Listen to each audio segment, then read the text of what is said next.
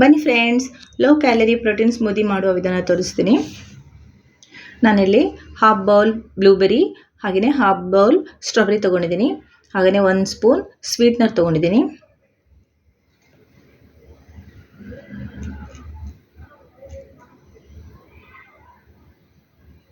ಮಿಕ್ಸಿಗೆ ಹಾಕಬೇಕು. ಬ್ಲೂಬೆರಿ ಹಾಕ್ತಾಯಿದ್ದೀನಿ. ಹಾಗೆಯೇ ಕಟ್ ಮಾಡಿರುವ ಸ್ಟ್ರಾಬೆರಿ ಹಣ್ಣುಗಳನ್ನ ಆ್ಯಡ್ ಮಾಡ್ತಾಯಿದ್ದೀನಿ. ಹಾಗೆಯೇ 1 ಸ್ಪೂನ್ ಸ್ವೀಟ್ನರ್ ಹಾಕ್ತಾಯಿದ್ದೀನಿ.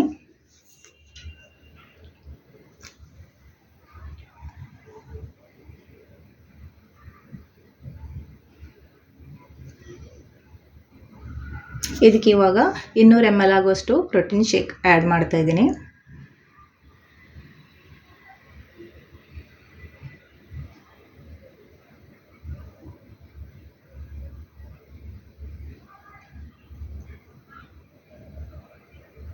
ನೋಡಿ friends, low calorie protein smoothie ready.